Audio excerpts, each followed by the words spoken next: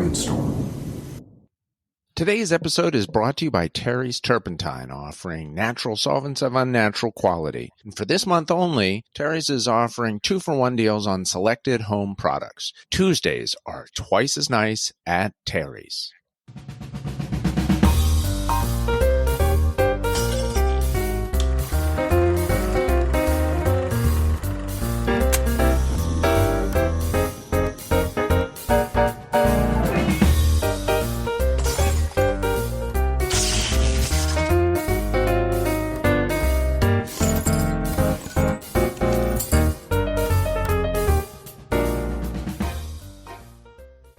Dr. Geller, Colonel Troyer, episode 6. are you joining today from KMA West Studios? Yeah, just refurbished with all the new branding. Looks Amazing. great. But you know what? You bring up a good point because we have had some people mention that on Apple, that if you found the show but used to be a subscriber or following one of our old titles, Killer Shipwrecks, Killer Biographies, that you may have some issues refollowing. So we just want to make sure that you are following the show. Try to make sure that's working and maybe even share it with somebody. We have to get the KMA podcast out there. Yeah, we got to bump the numbers up a little bit. A little bit of pressure, as you saw. We've invited back into the fold Terry's Turpentine. Perfect segue. In our mailbag this week, Yes. we got a notice that last week was the 34th wedding anniversary for Terry and Susan. Milestone. What is that? Is that wood? What's 34? Good question. Okay. We'll look that up. Lizzie, I was going to say 34 years of marital bliss, but not uniformly bliss. I would just say 34 years of marriage. We can safely say that. Round it out a little bit. Why do we have to be so specific, right? Right. Okay. So congratulations to them. Terry's Turpentine is one of our very first sponsors of our show. Yeah, we're big fans of the product also. Great solvent. Yeah. And it's none of the fake stuff. It's the real deal. It's natural from Ohio. We also got an email this week from a listener named Peter in Evanston, Illinois. I believe yes, that's near Northwestern. Yeah. He said any episode about slide guitar needs to mention Son House. I guess Son House was a legendary blues player. That's spelled S-O-N. Point taken, Peter. Yeah. I agree Yeah. with you. He said when I got into mentioning people like Elmore James and Earl Hooker, he said he was waiting for Son House. Where's Son House? So oversight on my part.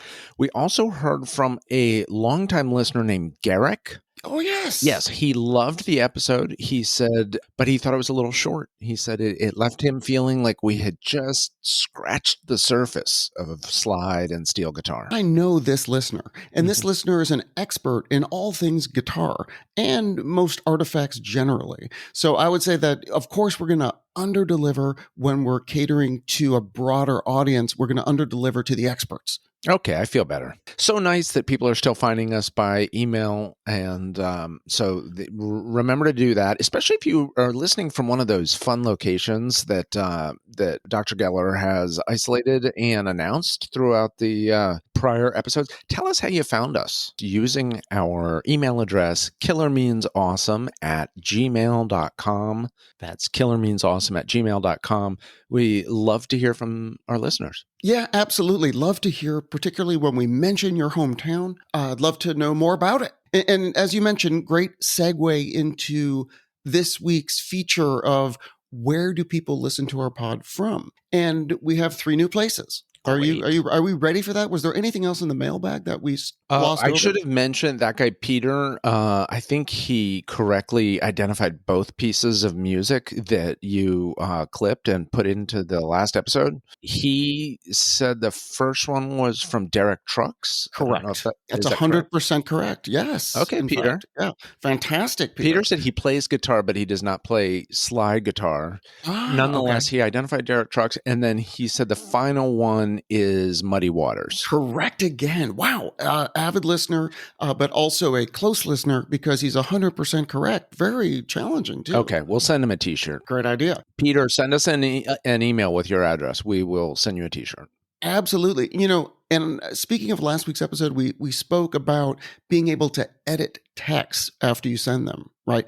And I mentioned that I sometimes have a bit of an OCD, so I went back occasionally and I'll edit everything, because I'll think like, oh wait, was that contraction with the right apostrophe? Yeah. And someone then wrote in and said, hey, by the way, David, I hadn't heard from you in a couple of weeks, and I went to text you, and I noticed you had gone back and edited text from 3 weeks ago, and it doesn't work that way. Like people don't go, it's a temporary thing. So don't waste your time. But for me, it's cathartic.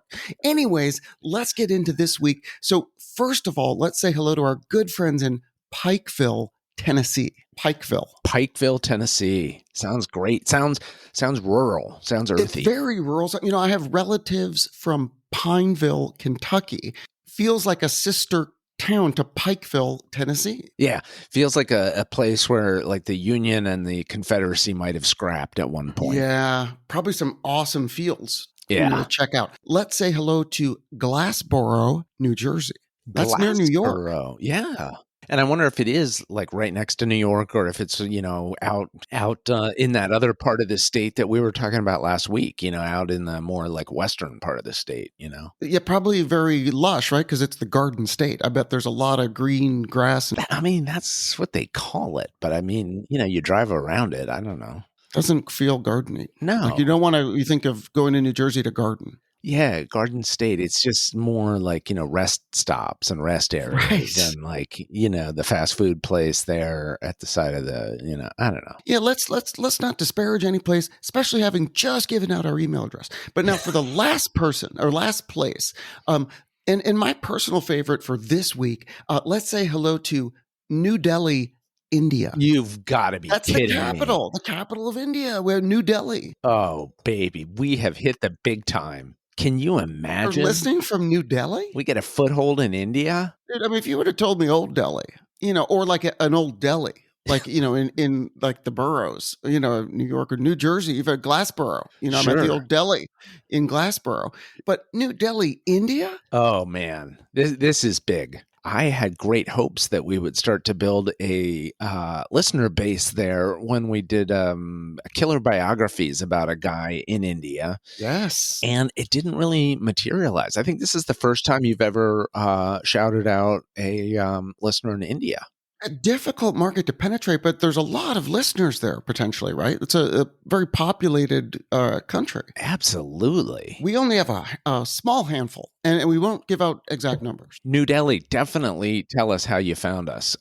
Killer means awesome at gmail.com. Fantastic. Well, this is episode 6. We're at the halfway mark, and I'm going to consult my notes, but I think you are presenting today. Yeah, you're 100% right. Got everything prepped, ready to go. Bit of a different take on killer inventions, at least for me this season. Great. So if you're ready, I'm just going to jump in. Please do. And we love a different take. Let's hear it. We're going to talk about the invention of a product that you're familiar with, and I'm going to bet most of our listeners, if not all, are familiar with chewing gum. Now, there are inventions associated with gum. Like, who knew? Well, absolutely. I mean, but it also has a very ancient background. Does it really? That was my first question. Have people been chewing gum since, ancient Greece? Settle in. This story starts literally more than 9,000 years ago. No, I'm talking Neolithic. Yes, this is really far back. So that's why what I'm telling you, this might have to be a two-parter. No, we'll get through it really quickly because I'll skip over thousands of years without even a bat of an eye. There is evidence that Northern Europeans were chewing birch bark tar 9,000 years ago. 9,000 birch bark tar. Yes. Huh. Now, of course, the reasons are purely speculative. Like it could have been for enjoyment or medicinal purposes. We don't know. Well, can one chew birch bark tar nowadays? I mean, what would that taste like? Is it as nasty as it sounds? Yeah, I think it really is. And I think that I don't know the motivation, frankly. I'm not sure it was for medicinal. I mean, what if you were just starving and you just wrap your mouth around a tree? Like you're just like, I gotta eat. Well, also sometimes they were coming up with sort of approaches to dentistry, like they were getting bad toothaches and stuff, even without the processed sugar, so processed food and the refined sugars. So I wonder about that. And then also, yeah, some of these cultures going way back, they choose stuff that does have some sort of stimulant effect or Yes, relaxant effect, or so I wonder absolutely. about birch bark tar. In Finland, they found 5,000-year-old chewing gum that had been made from birch bark tar, and it had toothprints in it. Wow. I wonder how they found that. That feels like something that would very easily get lost when you're digging through the earth. Well, Like, I think at first it was found by someone cleaning up a street, and they're like, God darn it, this gum, like, whoa, this one feels really old. What is this? yeah,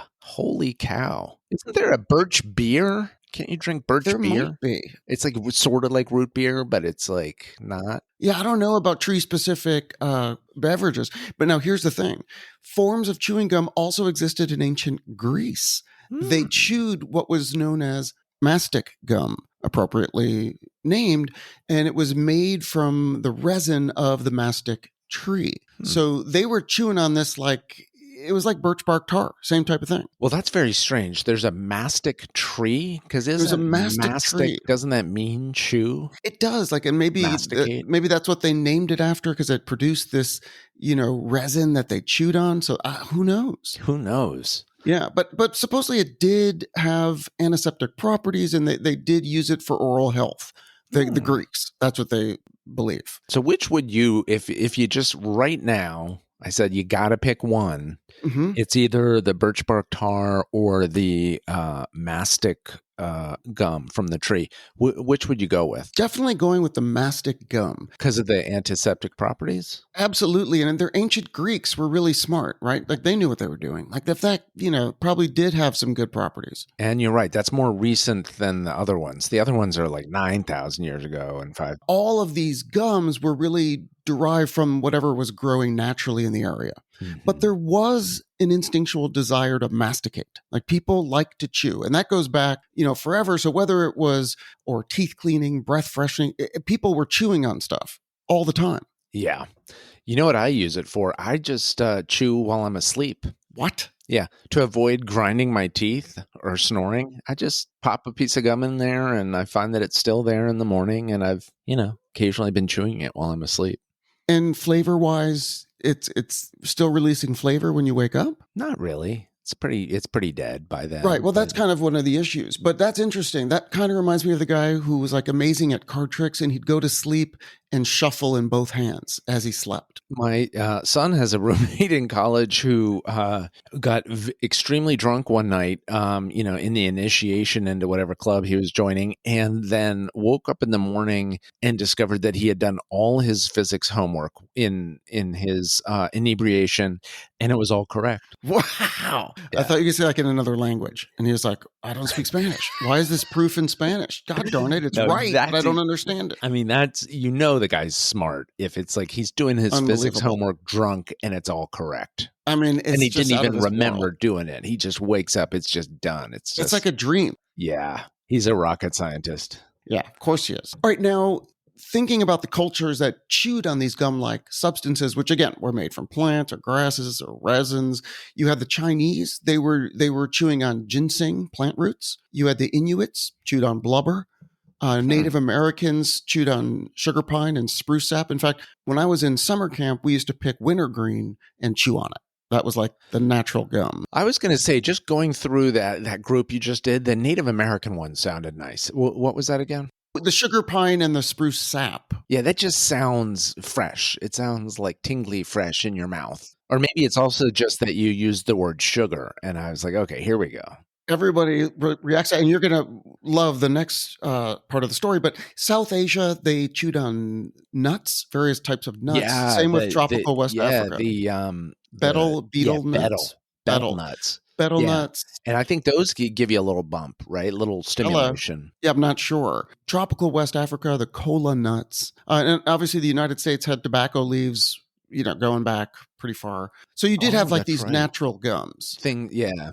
Although I wouldn't describe that as gum. Like you It's think of not gum, chaw, just like chewing. tobacco. It's It's a just chewing, chew. sorry. Yeah, not gum. The mastic gum was Yeah, gum. how do you get the nice, I wonder if those ancient ones have that nice kind of elastic gummy quality that Oh, I we mean, associate. trust me, there's so much research on the properties of gum and what chemicals now enhance such things as stickiness, as elasticity, so on and so forth. But let's stick with the story.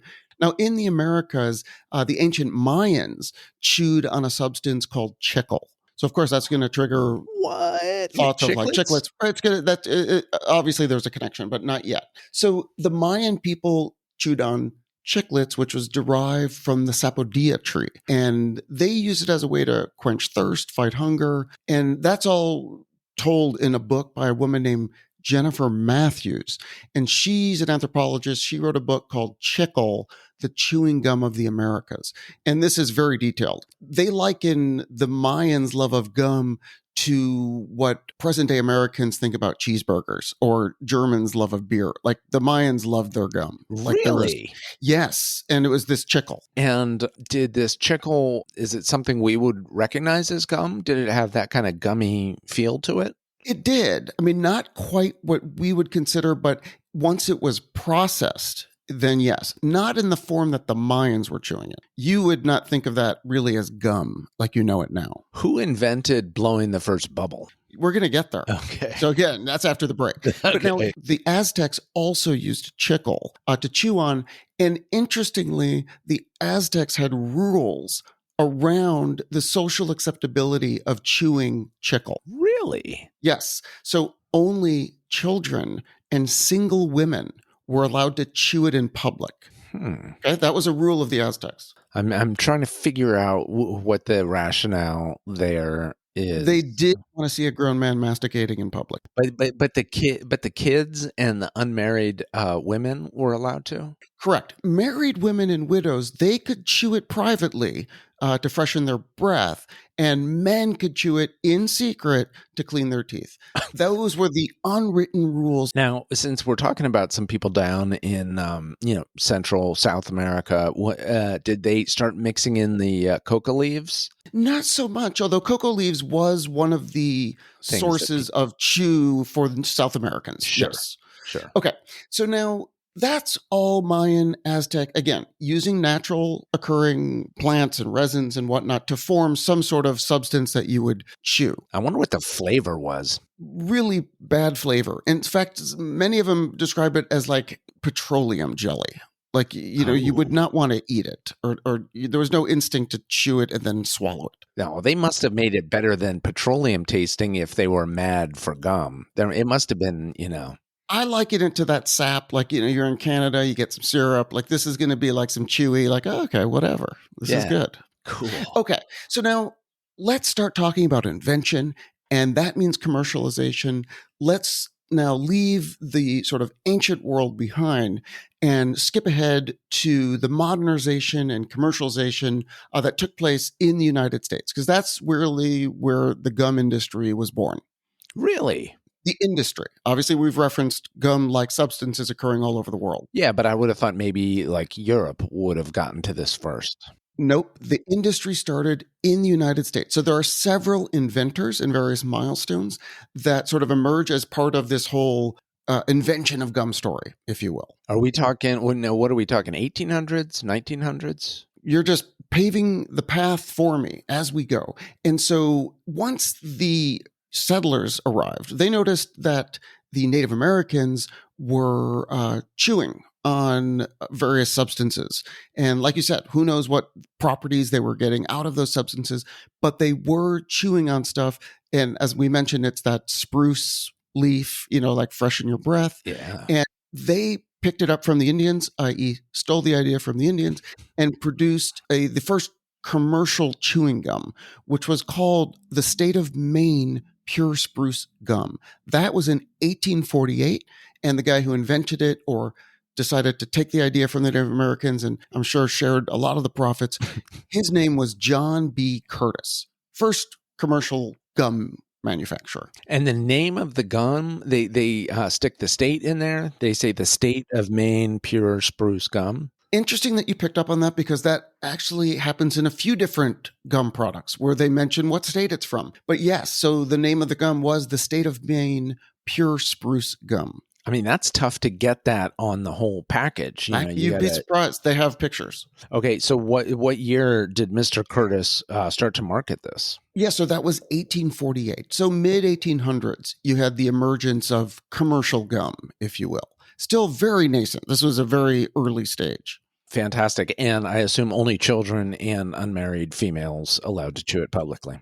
I have not been able to see what the rules were in society back then. I'm guessing you couldn't chew it in church. I feel like that was a rule. I think it eventually did become one of those things where, it was frowned upon. But early on in the mid 1800s, they also had various gum products that were made of paraffin wax and I other was going to say, have you petroleum-like ever products. have you ever done that? Have you ever chewed on like beeswax? I mean, it's got a sort of you're on your way toward gum, but it's not gum. Yeah, it's not It's a quite gum. weird thing, but you're like, okay, this in a pinch, this could work. If you had to, you could resort. But this sort of became more popular than the spruce gum, these wax petroleum-based gums. Now, here's something that you referenced to sweeten the gums, because these gums had zero flavor. As you mentioned, it's like chewing wax.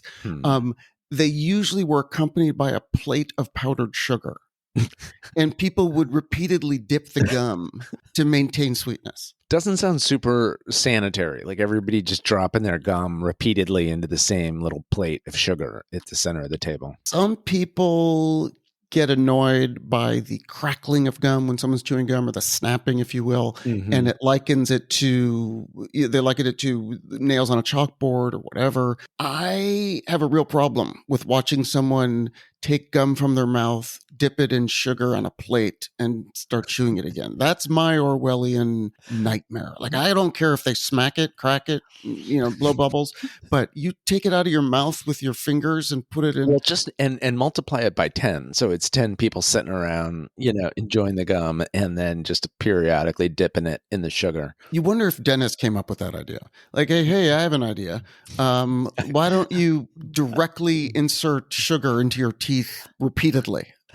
I thought you said Dennis. No, but another fantastic transition, because in 1869, William Semple, who was a dentist from Mount Vernon, Ohio, he filed an early patent number 98,304, and he created a gum that was intended to strengthen the chewer's jaw while also cleaning the teeth. So it wasn't a sweet gum. Ingredients included chalk, powdered licorice root, but charcoal was also suggested as a suitable ingredient in the patent. So that was a dentist. Did anybody buy that? No. So that was not successful, but it was patented. I mean, we grew up with the TV commercial, Trident, 3 out of 5 dentists recommend it for patients who chew gum or something like that. That's right. And Trident still, it's a very popular brand. It wasn't sold in Europe until very recently. And it's owned by one of the top gum manufacturers. But let's go back to the Semple. 1860s. Yeah, so well, Semple had his moment, not a big hit. Okay. Now, the first flavored chewing gum, so gum in which you'd market it really as a flavor, manufactured flavor, not like informed by. Yes, exactly. Was this guy named John Colgan, and he was from Louisville, Kentucky. He was a pharmacist, and he mixed powdered sugar with this aromatic flavoring called tolu, which was an extract from a balsam tree. So he then created these sticks of flavored chewy gum that he named, quote, Taffy Tolu. And that led to his manufacturing and packaging of this gum. And is that the first time that it's coming in sticks? Yeah, so he did actually license a patent for this automatic cutting of chips, because there's different forms of gum. And the gum that comes from like a continuous line in which you cut it into these large sticks, there's actually a patent on that. And there's also a patent on cutting the wrappers for the chewing gum. I feel like he's kind of a web cutting. He's starting to find the plot. That sounds like a gum that I might have chewed. Yeah, like it's kind of informed by something somewhat organic. It's not like you read the list and it's all chemicals. So, And you got a pharmacist overseeing it, so it's and you get to say Taffy Tolu. What are you chewing? Taffy Tolu. Taffy Tolu. Everybody who is anyone is chewing Taffy Tolu. Now, the next turn in the telling of the tale of the commercialization of chewing gum is interesting to me. This came inadvertently when an exiled Mexican general, this is General Antonio Lopez de Santa Anna. Oh, yeah. Santa Anna, who famously or infamously led the siege on the Alamo and was the successful general of the Alamo. Bastard. But let's not go down that road. He was a president in Mexico, I think 5 terms, and he then was exiled. When he was exiled, he came to America and he wanted to start a business so that he could raise money to get an army together to go back to Mexico and regain power. How'd that work out for him? Not well, but he ended up regaining power anyways. But that's a whole completely different pond. Which part of the U.S. does he land in? He lands in New York.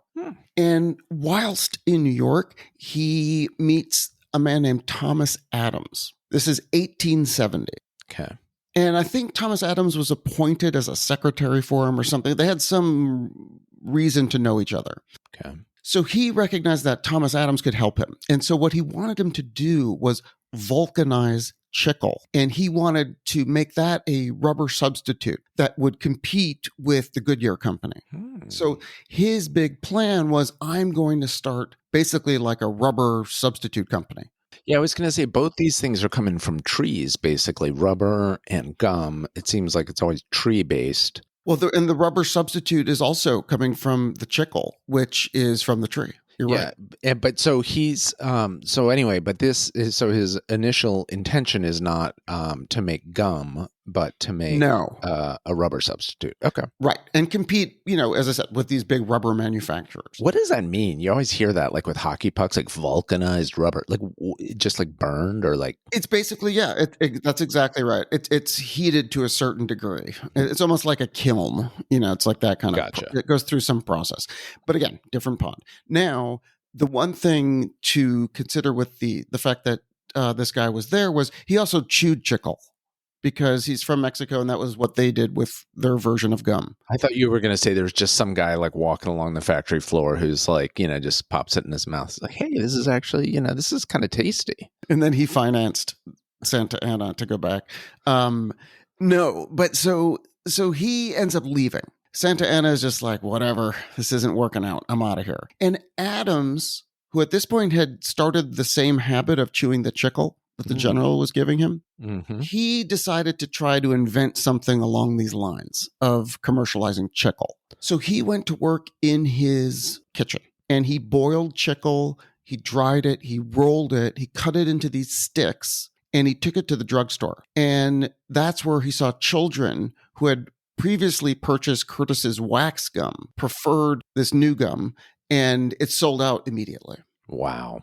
I wonder where he was procuring his chicle. Does that have to come from Mexico or someplace like that?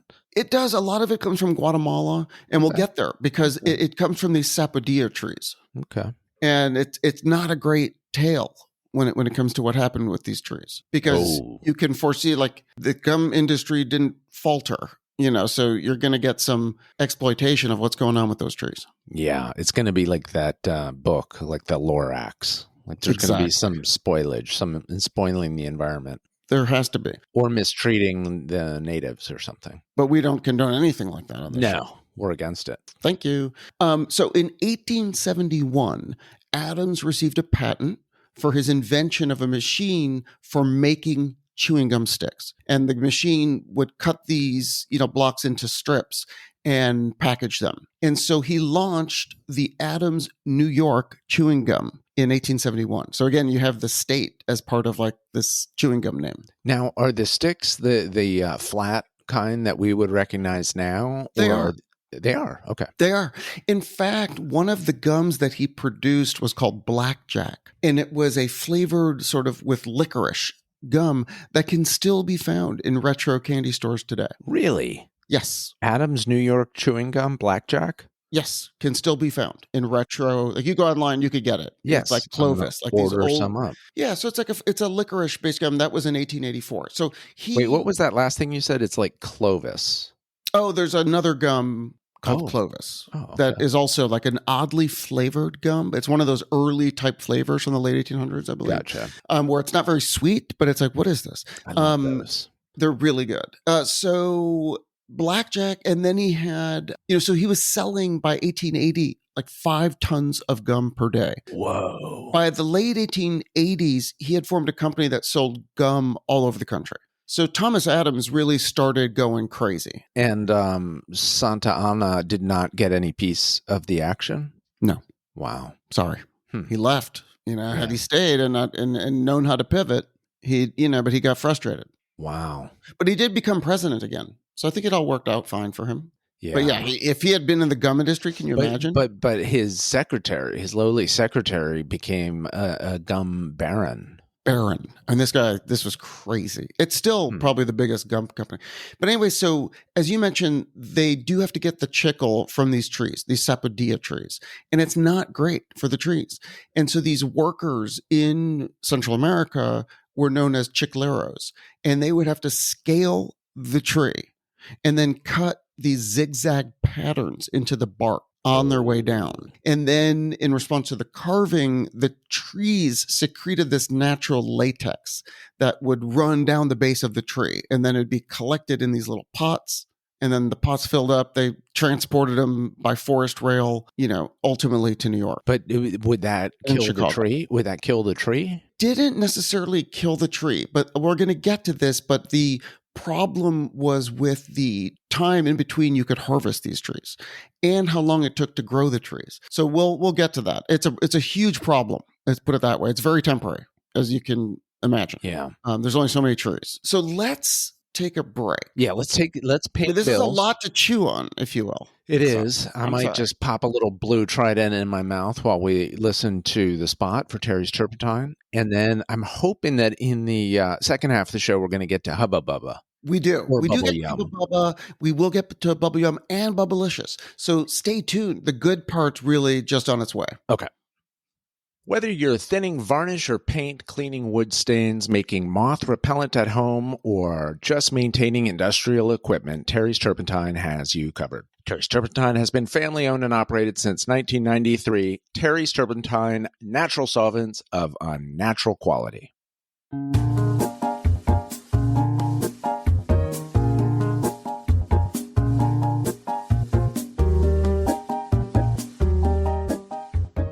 All right. Back with the gum story. Yeah, this guy Adams is fascinating. He got rich.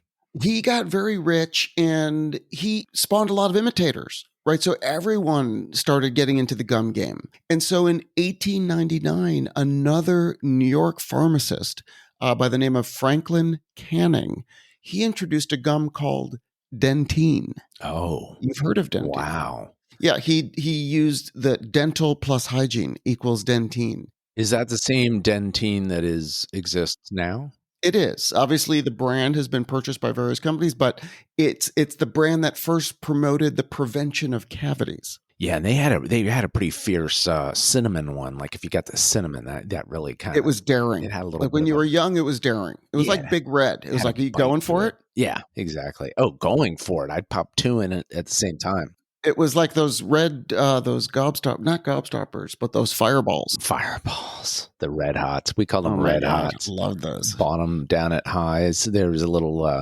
convenience store near my house, Highs. You get your baseball cards. You get that gum that it could break your teeth. You know, like half the time. So hard. It's so stale. Yeah. And a lot of times you just hold on to it and then you just end up having it 3 months later. But it really is just a whole sea change when all of a sudden, we're all used to certain gums and then all of a sudden there's the hyper sugarized, as I said, Bubble Yum, Hubba Bubba. The cubes. They dropped the cubes. I mean, it's like everything changed. Yeah. All right, but so let's just keep the story going. So now 1 year after Dentine, you had the first candy coated gum, and those were chiclets.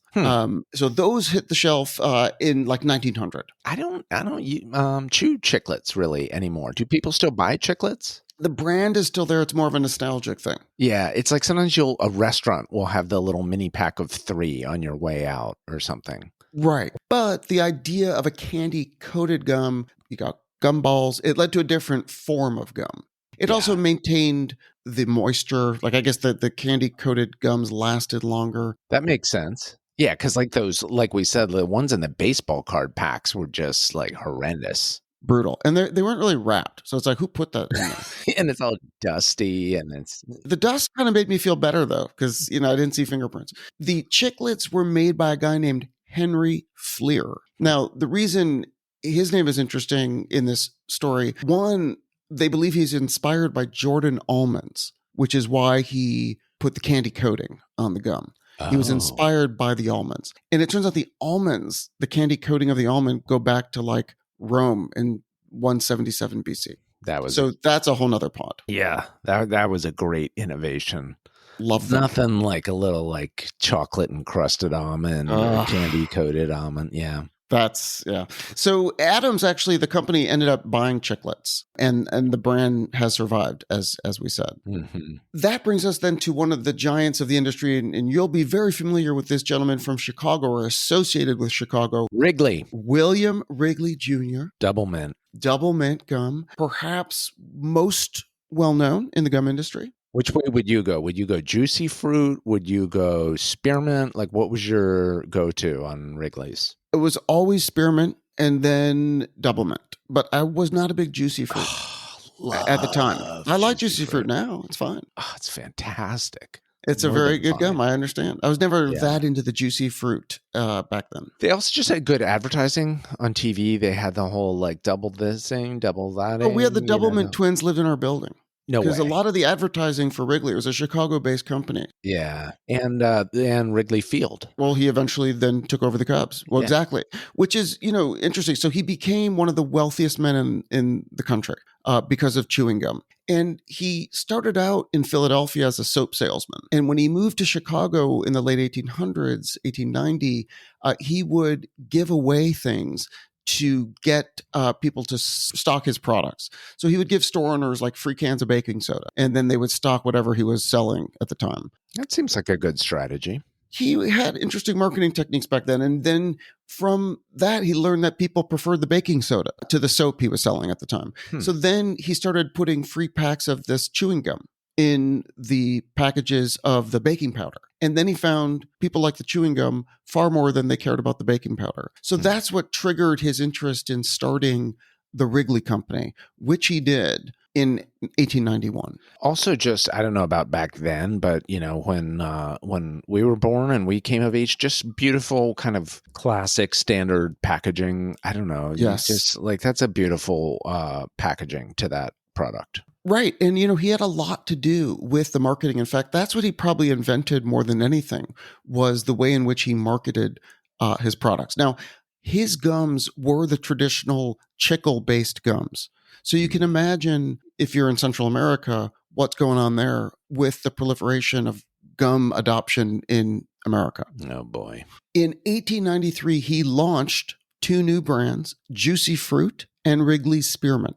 In 1893. I mean, he should have gotten a Nobel Prize for juicy fruit, but go ahead. Well, at the time, he was entering a very crowded field. There were a lot of upstarts. Mm-hmm. Everyone had a gum company. He decided to spend a lot on advertising and direct marketing. So he, for example, would send samples of his gum to literally millions of people that he found in the phone book. He would just mail free gum. He would send sticks of gum to children on their 2nd birthday. Happy birthday. Here's some gum. I love it. Also, he was confident in his product because, I mean, it's like once you have 1 stick of juicy fruit, it's like, okay, well, now it's 30 minutes. The flavor's gone. Like, I need another stick of that. Right. It's like cigarettes. It's like this thing sells itself. Or Starbucks. Yeah. Exactly. So now he, known for this marketing move, in World War II, he developed this reputation as being very troop supportive because he dedicated the entire output of Wrigley's Spearmint, Double Mint, and Juicy Fruit to the armed forces. Whoa. But again, then chewing gum gained popularity worldwide. Oh, because it gets out around the world. I was going to He say, gave it to them as a ration. Everyone got gum. yeah, but so civilians in the U.S. couldn't get their hands on Wrigley. They had to or they had to use other brands or whatever. But also, you probably bank a lot of goodwill by supplying all the gum for the troops. Absolutely. And he also felt that the soldiers would benefit from the stress relieving properties, thirst, hunger, things like that. But they also traded it with locals, like it was a very hot product. Yeah. In prisons, it's one of those things in prison too. It's like if you can get your hand on a cigarette or a piece of gum or then it's part of the economy in a prison. Well, yeah, when scarcity, I remember like certain school class trips, it's like, who's got gum? Whoa, you got gum? Like, gum was like a serious thing. Like you wanted gum. Yeah, I mean, I feel like we were kids in the golden age of gum development. I mean, you had Gator gum, you had the one that Sugar was loaf. You had a you had gum called sugar. Sugar Loaf, and You people had would let you buy it. you had the one that imitated chewing tobacco. It was like the shredded gum, like Big League Big Chew. League Chew. I mean, Are you kidding me? what's the one that they just discontinued? The zebra stripe gum. But Big League Chew was genius because it's like, okay, Fruit kids love stripe. gum, Fruit stripe and gum. we're all watching baseball on TV, and now we can be like the pros. We got the big wad in our cheek, and it's like, this is Awesome. perfect. Well, again, that gets into the invention of various forms. And I had like 13 cavities the first time I ever saw a dentist. Exactly. Although that was blamed on the orange juice, not the bubble yum. Well, colored gumballs, like when you're a kid, like all you want to do is get a coin. Like if you had a penny. Yeah. And then if you had a quarter, you could get the really big gumball or a dime or whatever. Those would you'd put them in your cheek and it hurt. Yeah. Not as bad as those what were they called? The jawbreakers, the gobstoppers or whatever they were, where you just got to lick and lick and lick and your tongue hurts. Yeah, that was more like a work assignment. That wasn't so much a candy experience. Right. Like by the time you got to the center, you're like, Jesus, finally. Yeah. I don't care that this thing's sweet. Okay, no. Well, hold on. It's not totally intuitive. It's not totally intuitive that it would be great, but I love the Tootsie Roll that had the Tootsie Pop that had the gum in the middle. That was always worth it. Yeah. That's where patience paid off, right? Like you felt rewarded, not like you had done a lot of work. You felt like satisfied. It's a mix of textures. You've gone through the hard candy, and then suddenly, whoa, what am I into here? It's soft. It's yummy. It's some a new companies taste. tried that. I think the Razzles, where it would start out as a hard candy and then turn into gum. Yeah, I liked Razzles. What became of those? I don't know. We can ask Lizzie to post an update. But now let's consider the fact that the chicle-based chewing gum industry was really taking off. So as mentioned, took a toll on Central American forests. The sapodilla trees. Yeah, it was massive consumption of these trees. So what we've heard is that the sapodilla trees can be harvested only once they're around 20 years old. And now here's the rub. Each tree yields only about 1 kilogram of gum per tapping, which occurs every 3 or 4 years. Wow. So the poor harvesting methods resulted in the loss of 1/4 of all sapodilla trees in Mexico by 1930. Oh, Lord. So it was like mass decimation of these trees, and they couldn't get enough still.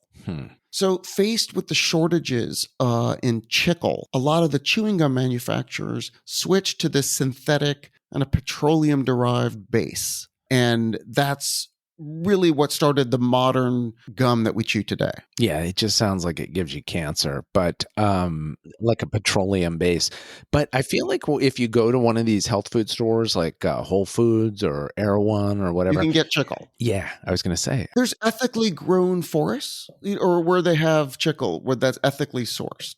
This was like mass decimation. In fact, in Guatemala in 1952, there was a decree, and they basically had to put an end to it. And Wrigley discontinued purchasing chicle altogether from that country because it was really bad. That sucks. Yeah, and so they kind of had to switch. The price of capitalism, consumer culture. Indeed. Now, as mentioned, a lot of competition. One of the next inventions that we're going to talk about is bubblegum. Bubblegum was invented, and the inventor is credited as Frank Fleer, whose brother invented chiclets. Okay. So what year is the invention of bubblegum? So bubblegum came out in 1885. Okay. And he wanted to do something different than all the gums that were being produced back then. Hmm. He had been making chewing gum since 1885. Oh, I see. He got bubble gum going in 1906, and in 1906, which I think that's when Albert Hoffman was born. Whoa. That's a Good. throwback for people who Yeah. want to listen to Killer Biographies. Damn. No, that's Damn. actually season 3, episode 1 of Killer Inventions. So in 1906, Frank developed a bubble gum he called Blibber Blubber. I love it. Blibber blubber. I wonder do we know anything about what he had to do to make it into a bubble gum? What the magic ingredient was or anything? He did a lot of very weird formulas, and this one proved to be very sticky. And ultimately, they had to can it, and people couldn't chew it. It was too sticky. So yes, a chemical composition was a problem. No one could figure out how to get gum to be bubble gum. Yeah. And you want it to be sticky, but you want it also to then, also peel off the tooth. You don't want it to just like be too sticky. Or your face. Yeah. Like not, Yeah, good point. in some cases. So and then you got to do the thing where you take the gum out of your mouth and press it against the gum that's on your face to get the little layer off your face, those dreams where like you wake up in the middle of an exam, you forgot to study, or like, whoa, I have a test. I sometimes do have dreams of like getting gum in my hair, because I always had this fear that like I'd have to cut off all my hair, like when I was a kid. Now, obviously not a problem. I had that fear when I first started just sleeping with a piece of gum in my mouth. I was like, am I going to wake up with this in the sheets? But no, you're from a lifetime of chewing gum, you know what to do even when you're asleep. Had we relaxed the rules for the like anybody can chew gum in public. There's no social like stricture, like, oh, that's rude for, unmarried woman to be chewing gum or a married woman to be chewing gum. No, like although there are reports of people like in schools becoming aware of the fact that it's a problem. And so they have to have rules like no gum in school. Yeah, that's where we were not born in the golden age of gum. Because by the time we came along, it was like prohibition in terms of at school. No gum at school. No gum. There's no way. No way. And you could get in a little bit of trouble for that. Yeah, no one was that crazy. Now, in 1928, a Fleer employee, so someone who worked for Frank, named Walter Deemer, he invented the formula for the first commercial bubble gum, and he called it Double Bubble. Oh, and that took him a year to perfect the recipe so that it wouldn't get stuck to your face. That's a great name, though. Also, Double Bubble. Double Bubble. Yeah. Now, here's where I wasn't able to entirely verify this, but the story goes that within hours of him finally achieving the recipe that perfected bubblegum, he lost it and had to recreate the recipe from scratch. And it took him another 4 months. That's an anxiety nightmare. Yeah. Oh. It literally took him another 4 months. Oh, geez. So it was a long wait. And at the very last minute, he dropped some pink food coloring into the mix. And then he hopped over to the saltwater taffy machine, wrapping 100 pieces that were to be shared with local stores. So again, different form back then. These weren't strips. Right. After an hour of selling the pink chewy stuff, this is from this woman's book, Chickle, for 1 cent a piece, he sold out the entire run of bubblegum. So instant hit. Yeah. Making it pink was a stroke of genius as well. And he was a great salesman. So he would go store to store and teach employees how to blow bubbles. And so then they would teach their customers how to do it. And then there were the people, did you know any of the people who could blow the bubble inside the bubble? I worked on that. I can still do it. You I'm can? not going to lie. I can still do it. I cannot do that. What was the gum that sold back in the day, like in the 70s? I don't know, maybe it still does. But they were like individually wrapped and they'd just be like in the jar at the counter. Well, that's like the double bubble or like a bazooka type of thing. Bazooka. Yeah. Yeah. So we'll get there. Bazooka comes a little later. That was a good bubble gum. I mean, if you're looking to blow some bubbles, bazooka was good. That was my go-to. Which Yeah. I wasn't a huge. There was one place I used to go where my friend's commissary in his building only sold Double Bubble and that kind of stuff, and I was always bummed because I'm like, I don't know, Bazookas is better. I mean, I remember this summer we were on vacation somewhere like out west or something, and I like if the first time I tasted bubble, yeah, it's what I imagine like the first people who were using crack cocaine versus just regular cocaine, where it's just like, oh my god, Right. what in the world? It was an experience, because of the red packaging and the cube-like structure. I remember when Yeah, it was in my hand, just being like, just "Oh like my god, I how finally have bubble yum." and how soft it was, and it So kept the good. flavor, and it was Oh obscenely my sugary. god. Yeah. It was like, how is this legal? This is street legal. Like I can actually buy this for a quarter. I don't even need permission. This is insane. Yeah, that was life changing for sure. And I just marveled at a gum being called Sugarloaf, that they actually marketed a gum called Yeah, Sugarloaf. That's yeah. brazen.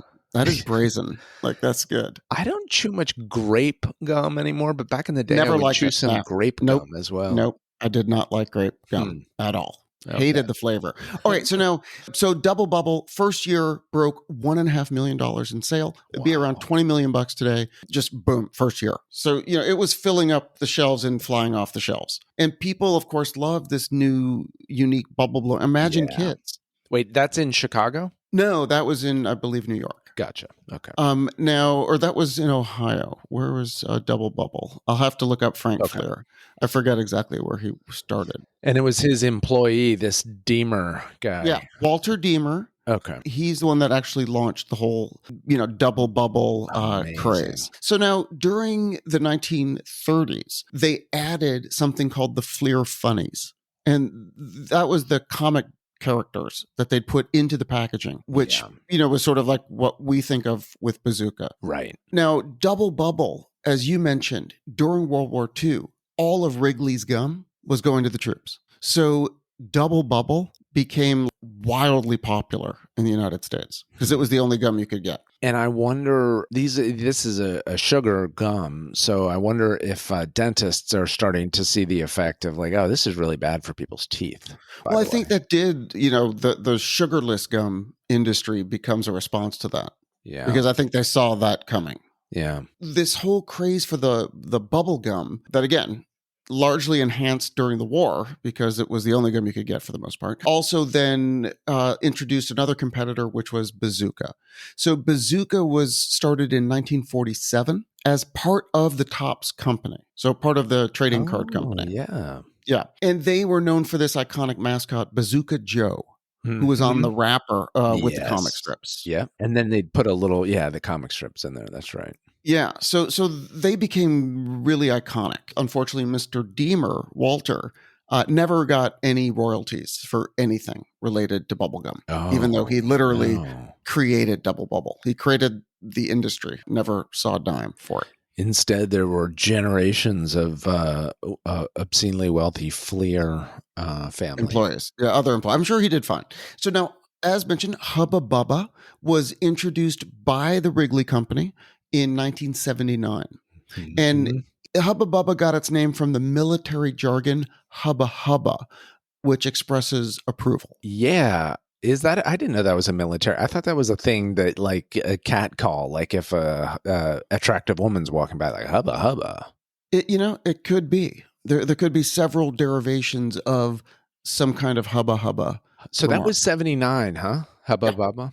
Hubba Bubba. So now 77, 2 years prior, Bubblicious. Yeah. That's introduced by Warner Lambert. Now that quickly became the most popular gum. Well, what about Bubble Yum? That was all around the same time. Yeah. And it was all introduced by, again, all these big companies. Yeah, those were that, like I said, that was like a whole hyperspace into a new dimension of gum chewing. All those ones that came along in the 70s. Well, now it resulted in LeBron James has a lightning lemonade flavor, Bubblicious. Well, what was the one? Maybe it was Gator gum. Like, isn't there a quench gum? Yeah. There's all kinds of, again, you could spend hours with all of these brands because it's a super competitive industry. Over 60% of the industry, I believe, is controlled by like 2 or 3 companies. Yeah. So you have a lot of small ones, niche brands, but for the most part, it's just a couple of companies. This is going to be like after the episode you did about Margaret Rudkin, where I just went to the grocery store and bought like all the pepper. I'm gonna go get all my favorite old brands if you can still find them. You can. And by the way, what do you think I've been doing throughout all this research? It's Yeah, disgusting. yeah. And I've been testing out the like theory on flavor that our taste buds get overwhelmed with flavor. So it's not that the gum loses flavor. If you take it out of your mouth, have some water, wait a couple minutes, and put it. I've tested all this stuff. It doesn't work. It's ridiculous. But there are a lot of theories around. Oh, it improves your short-term memory. It only does that for 20 minutes.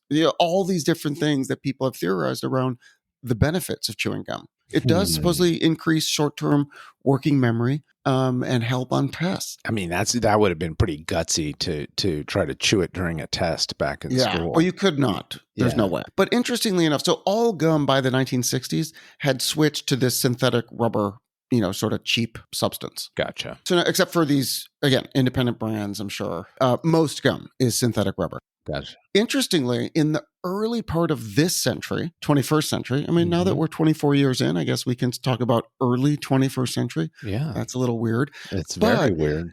that was the first time that chewing gum experienced a decline in popularity. Really? Yeah.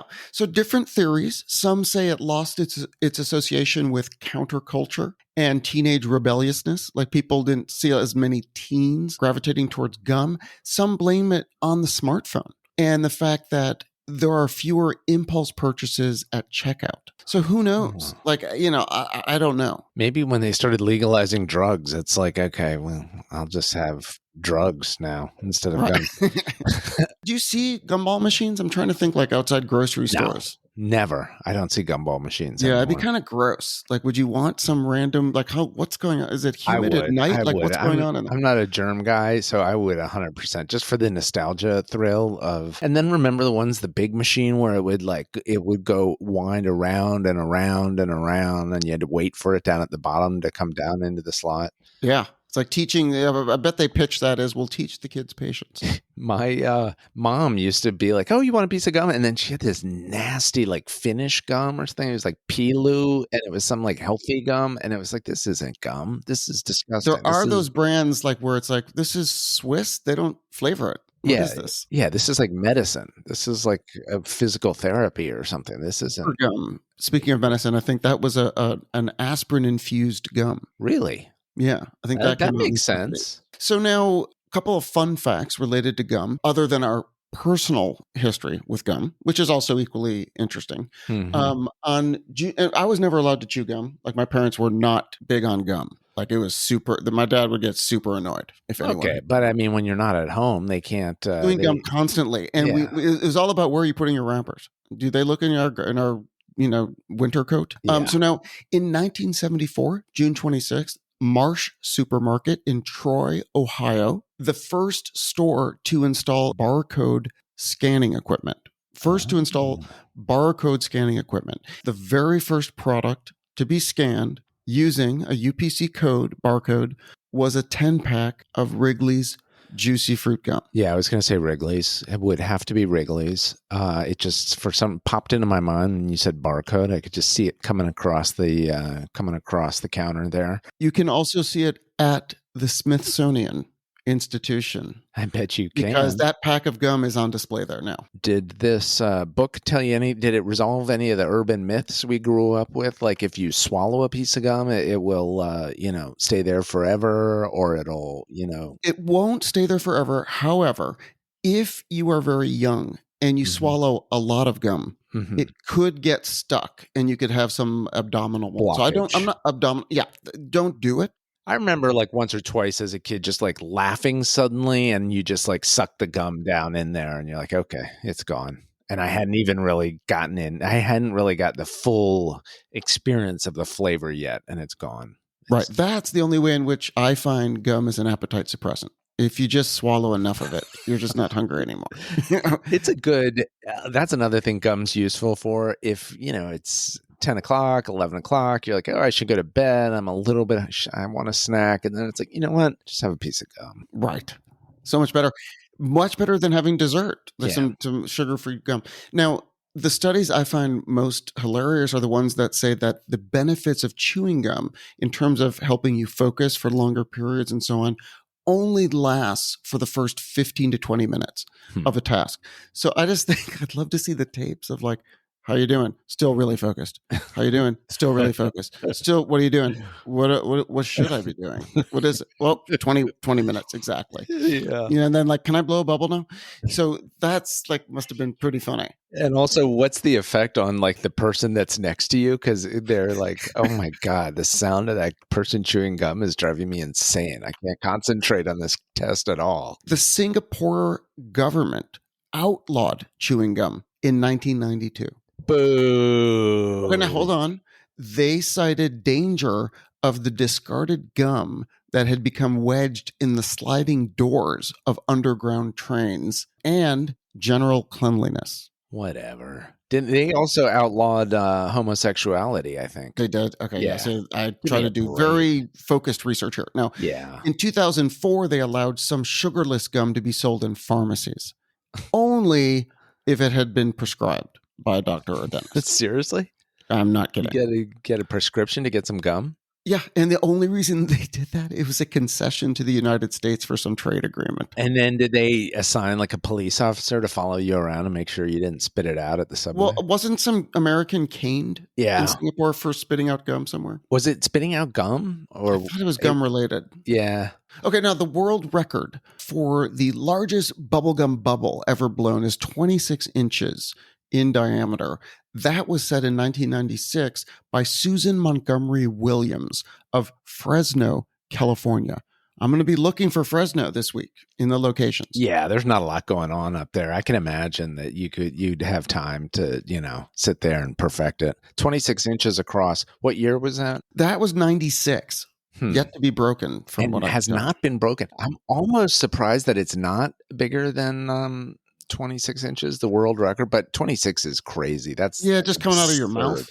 Yeah. That's absurd. I wonder how much gum, how many sticks you got to chew to then build a 26-inch bubble. Now, the market size in the United States has now grown to over $18 billion. It's 18 billion, but didn't you say that overall gum use has declined a little bit in this century? A little bit in the 21st century, although overall it's still going to grow, just not growing as fast. I see. So I think it's the rate of growth ultimately that declined. Then there's also the thing that, if you're just tense and you're sort of chewing it mindlessly and rapidly, I do think that people can develop jaw issues. You know what I mean? Like the thing. I believe, yes. Yeah. And as mentioned, the definitive book, at least if you're interested in the history of the invention of the gum industry, is written by Jennifer Matthews. She's the professor of anthropology and the author of the book Chicle, The Chewing Gum of the Americas, from the Ancient Maya to William Wrigley. That really tells the whole story. Amazing. So when I go and I get a bunch of brands tonight or tomorrow morning, I'm going to also get the one over at the health food store that's the Chicle, because that's the one that it looks like it's an ancient thing. It's like the brown. They're not uniform size pieces. They're just like little chunks in the, it feels like, and it's sweet. It's mint, but it's not super sweet. Well, you should look at the ingredients. I remember. As soon as you said Chicle, I remember that's what it's made Right, with. but even within the Chicle, like I wonder if it includes gum base, because most companies have a proprietary gum base. So it's a little bit opaque. You don't know. You know that it's a portion of resin wax.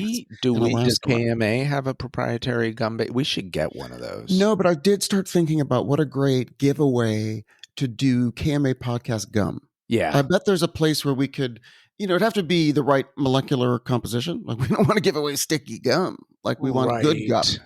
Right. But that might be a good, instead of the golf balls, maybe we do gum. The other thing is, I feel like overall there used to be more of a problem with gum on the pavement than there is now. Like it's gotten better somehow. Yeah, I wonder if that's true, because it definitely that was an used to issue, be I an feel like, issue. at a certain point. Yeah, when you're a kid, you're always like, oh, God, I just stepped in gum. Better than stepping in dog poop, but still, like... Right, that was also another fear of mine, because I felt like I would never get it off, ever. And it just was always happening. In the 70s, nothing was worked out yet. Like the basic rules of your dog poops, go pick it up, like get rid of it. It's just like you're stepping in dog poop, you're stepping in gum, you're But the 70s also gave us Bubblicious, Bubble Yum, Hubba Bubba, Bazooka, or not Bazooka, but yeah. No, but out on the streets, it's like an Al Pacino movie. Like you're just dodging things on the sidewalk. Like Yeah. you just want to get the Bubblicious, but like in the meantime, it's like, Jesus, can someone clean up around here? Yeah, it was the Wild West gum wise, but it was also an exciting time to grow up. And the Gator gum and the Big League Chew and the. Well, again, for our generation, like, you're definitely experiencing various forms. Like people were playing around, like, oh my God, we're going to shred it and put it in a pouch and you can be a baseball. Like, what? And also, I feel like they made advancements in terms of retaining flavor longer. Yes. And that's also, again, like you go down a rabbit hole with a lot of these different issues because there's a lot of conjecture as to how to make the flavor last, what sweeteners, but there's a real science as to how the saliva generally absorbs the flavor, how long that takes, and then this oversaturation issue. And then if you drink a drink that has ice, that affects the gum and the flavor as well. It gets kind of hard. It refreshes your palate, though. Yeah, I guess. If you drink anything, it refreshes your palate, and then you taste the gum again. We should do an episode on Pop Rocks, man. That was a 1970s phenomenon. Again, big no-no in my house. But yeah, that Pop was, Rocks. I really wanted them all the time. Those were dangerous. Yeah. That was another one where there were all kinds of like urban myths about like the boy who died because he put 2 packs of Pop Rocks. Was that true? No. Did that end up being true? No. Okay. Wow. Great episode. Great topic. And it's a nice mix because it's both an ancient technology, but then the form of gum that we recognize now is actually very, very modern. It's not like people were chewing a ton of gum in the 1500s, the 1600s. No, you just grabbing some weeds and like a cow chewing cud. Like you were just whatever was within grasp. Yeah, I wonder what those colonial Americans were doing to keep the breath fresh. Like, well, I think it was that wintergreen, the spruce and the wintergreen, or whatever the Native Americans were doing in the area. Yeah, Colonel Troy, are you going to tease episode 7? This is on the other side of this half of Killer Means Awesome, Killer Inventions. Yeah, episode 7, I would love to tease it. We are going back into a territory which we visited at the beginning of the season. We're going to go back into the world of chemistry, and we're going to visit various far-flung locations: Sweden, Russia, Finland, San Francisco. Wow, I'll have to get a box of gum so I stay alert, because this sounds like it's going to be action-packed with high-mindedness. I'm going to get all the boxes of gum as soon as we're done tonight, starting with juicy fruit. And then if I can find it, I see the other thing is I feel like supermarkets, it's sort of in the same way that our culture has sort of, I don't know, standardized everything. I just feel like you see the same kind of 4 or 5 brands of gum at checkout. And it's not like the old days where, you could go to a certain, a convenience store or whatever, and there were just a million different options on the gum. Maybe I'm wrong. Maybe I'm just not going to the right places. There were so many different types of gum. Yeah. So, but I mean, like, I wonder, can I go out tonight and find like Hubba Bubba or Bubblicious? You can. If you go to a gas station or that kind of store, you can. All right. Well, Dr. looking forward to next week. And because it's going to be chemistry next week, bring the safety goggles, bring the lab coat, We'll see you next week on Killer Means Awesome, Killer Inventions, Season 3, Episode 7 coming up. Sounds good.